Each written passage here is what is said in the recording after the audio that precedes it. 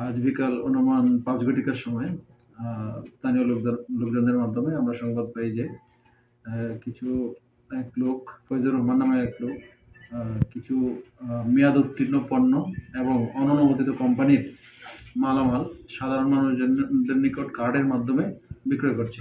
উক্ত সংবাদ প্রাপ্তির পর আমাদের যে জরুরি পার্টি তারা ঘটনাস্থলে যায়। যাওয়ার পরে ওখানে যে গাড়িটা পাওয়া যায় এটার ভিতরে কিছু গ্রোসারি আইটেম, কিছু ভোজ্য তেল, এগুলো সহ ওই লোককে আমরা আটক করে থানায় নিয়ে আসি। এই বিষয়টি ভোক্তা অধিকারের সহকারী পরিচালককে জানানো হয়েছে।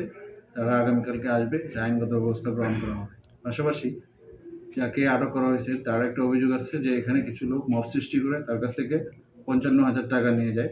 এই ব্যাপারে যে আটক আছে তার আত্মীয়-স্বজনকে বলা হয়েছে যদি তারা এই ব্যাপারে অভিযোগ দায়ের করে সেই বিষয়ে আমরা আইনগত ব্যবস্থা গ্রহণ করব। জিজ্ঞাসাবাদে জানতে পেরেছি যে সে এই কাজটি গত ২ মাস যাবৎ করে আসছে। গত ২ মাস যাবৎ, অনুমান ২ মাস যাবৎ সে এই কাজটি করছে বলে আমাদেরকে জানায়। তারা অভিযোগ দায়ের করবে। অভিযোগ দায়ের করার পরে আমরা এই বিষয়টি খতিয়ে দেখব, ঘটনা সত্য বা মিথ্যা, তারপরে আইনগত ব্যবস্থা গ্রহণ করা হবে।